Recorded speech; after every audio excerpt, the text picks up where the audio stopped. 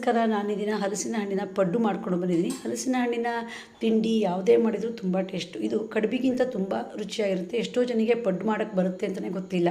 ಬನ್ನಿ ಈಗ ಇದರ ವಿಡಿಯೋನ ನೋಡ್ತಾ ಹೋಗೋಣ. ಬೇಕಾದಷ್ಟು ನಾನಿಲ್ಲಿ 2 ಲೋಟ ಅಳತೆಯಲ್ಲಿ ಹಲಸಿನ ತೊಳೆಗಳನ್ನು ಹೆಚ್ಚಿಟ್ಕೊಂಡಿದ್ದೀನಿ. ಹಾಗೆ 4 ಸ್ಪೂನು ಕಾಯೂ ಇದೆ. ನಾನಿಲ್ಲಿ 1 ಲೋಟ ಅಕ್ಕಿನ ಹುರಿದು ಹಾಗೆ ನೀರಲ್ಲಿ ನೆನೆಸಿಟ್ಟಿದ್ದೀನಿ 3 ಗಂಟೆಗಳ ಕಾಲ. ಯಾವುದೇ ತಿಂಡಿ ಮಾಡಬೇಕಾದ್ರೂ ಅಕ್ಕಿನ ಹುರಿದು ನೆನೆಸಿದರೆ ಬೇಗ ನೆನೆಯುತ್ತೆ, ಹಾಗೆ ತುಂಬ ಮೃದುವಾಗಿ ಬರುತ್ತೆ. ಈಗ ಅಕ್ಕಿ ನೆಂದಿದೆ, ನೀರನ್ನು ಬಸಿ ಹಾಕೋಣ. ಮಿಕ್ಸಿ ಜಾರ್ ತೊಗೊಂಡಿದ್ದೀನಿ, ಬುಡದಲ್ಲಿ ನೆಂದಿರುವ ಅಕ್ಕಿನ ಹಾಕೋಣ. ಹಾಗೆ ಈ ಪಡ್ಡಿಗೆ ಬೆಲ್ಲ ಬೇಕೇ ಬೇಕು, ತುಂಬ ಹಾಕಬಾರ್ದು. ಯಾಕಂದರೆ ಹಲಸಿನ ತೊಳೆ ಸ್ವೀಟ್ ಇರೋದ್ರಿಂದ ಈ ಪಡ್ಡು ಸಿಹಿ ಆದರೆ ತಿನ್ನೋಕ್ಕಾಗಲ್ಲ. ನಮ್ಮಲ್ಲಿ ಮಲೆನಾಡಲ್ಲಿ ಹೇಳ್ತಾರೆ ತುಂಬ ಸಿಹಿ ಆದರೆ ಮುಖ ಕಪ್ಪಿಡುತ್ತೆ ಅಂತಾರೆ, ಅಂದರೆ ತಿನ್ನೋಕ್ಕಾಗೋಲ್ಲ ಅಂತ. ಅದ್ರ ಜೊತೆಗೆ ಹಲಸಿನ ಹಣ್ಣಿನ ತೊಳೆಗಳನ್ನು ಮತ್ತು ಕಾಯಿ ಹೂವನ್ನ ಹಾಕ್ತಾ ಬರೋಣ. ಯಾವುದೇ ಸಿಹಿ ತಿಂಡಿ ಮಾಡಿದರೂ ಉಪ್ಪು ಬೇಕೇ ಬೇಕು. 1/4 ಸ್ಪೂನಷ್ಟು ಉಪ್ಪು ಹಾಕೋಣ. ಈಗ ನೀರು ಹಾಕದೆ ನಯಸ್ಸಾಗಿ ಹಿಟ್ಟು ರುಬ್ಬಾಯಿತು.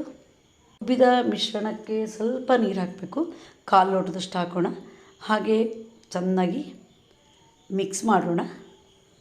ಈಗ ಪಡ್ಡಿನ ಹಿಟ್ಟು ರೆಡಿ ಆಯಿತು. ಈ ಹದದಲ್ಲಿ ಹಿಟ್ಟು ಇರಬೇಕು. ಹಾಗೆ ಹಿಟ್ಟಿಗೆ ಅಕ್ಕಿ ಮತ್ತು ತೊಳೆಗಳನ್ನು ಇದೇ ಪ್ರಮಾಣದಲ್ಲಿ ಹಾಕಬೇಕು. ಜಾಸ್ತಿ ಅಕ್ಕಿ ಹಾಕಿದರೆ ಬೇಯೋಲ್ಲ ಬೇಗ. ಒಲೆ ಮೇಲೆ ಕಾವಲಿ ಇಟ್ಟಿದ್ದೀನಿ. ಈ ಪಡ್ಡಿಗೆ ನಾನ್ ಸ್ಟಿಕ್ ತವಾನೇ ಚೆನ್ನಾಗಾಗೋದು. ಸುತ್ತಲೂ ಎಣ್ಣೆ ಹಚ್ತಾ ಬರೋಣ. ಎಣ್ಣೆ ಬೇಕು ಅಂತೇನಿಲ್ಲ, ಆದರೆ ಎಣ್ಣೆ ಹಚ್ಚಿದ್ರೆ ಸ್ವಲ್ಪ ರುಚಿ ಜಾಸ್ತಿ ಇರುತ್ತೆ. ತವಾ ಚೆನ್ನಾಗಿ ಕಾದಿದೆ. ಈಗ ಉರಿ ಸ್ವಲ್ಪ ಮೀಡಿಯಮ್ ಆಗಿ ಇಟ್ಕೊಳ್ಳೋಣ. ಹಾಗೆ ಸುತ್ತಲೂ ಪಡ್ಡನ್ನ ಹಿಟ್ಟನ್ನು ಹಾಕ್ತಾ ಬಂದು ಮಧ್ಯದಲ್ಲಿ ಕೊನೆಗೆ ಹಾಕೋಣ. ಈಗ ಹಿಟ್ಟು ಹಾಕಾಯಿತು. ಸುತ್ತಲೂ ಎಣ್ಣೆನ ಹಾಕ್ತಾ ಬರೋಣ.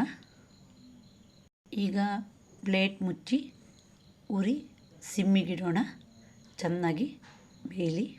ಈಗ ಮುಚ್ಚಿದ ಪ್ಲೇಟು ತೆಗೆಯೋಣ. ಪಡ್ಡಿನ ಮೇಲ್ಭಾಗ ನೋಡಿ ಚೆನ್ನಾಗಿ ಬೆಂದಿದೆ, ಹಾಗಾಗಿ ಇದನ್ನು ಮೊಗಚಾಕೋಕ್ಕೆ ಚೆನ್ನಾಗಿ ಬರುತ್ತೆ. ಇಲ್ಲ ಅಂದರೆ ಅಂಟ್ಕೊಂಡಿರುತ್ತೆ. ಹೀಗೆ ಪ್ರತಿಯೊಂದನ್ನು ಮೊಗಚಾಕ್ತಾ ಬರೋಣ. ಹಾಗೆ ಪುನಃ ಸ್ವಲ್ಪ ಸಿಮ್ಮಲ್ಲೇ ಇಡಬೇಕು, ಯಾಕಂದರೆ ಇದು ಒಳಗಡೆ ಚೆನ್ನಾಗಿ ಬೇಯಬೇಕು. ಈಗ 5 ನಿಮಿಷ ಬಿಟ್ಟು ಗ್ಯಾಸ್ ಆಫ್ ಮಾಡೋಣ. ನೋಡಿ ಎಷ್ಟು ಚೆನ್ನಾಗಿ ಪಡ್ಡಿನ ಒಳಗಡೆ ಬೆಂದಿದೆ ಅಂತ.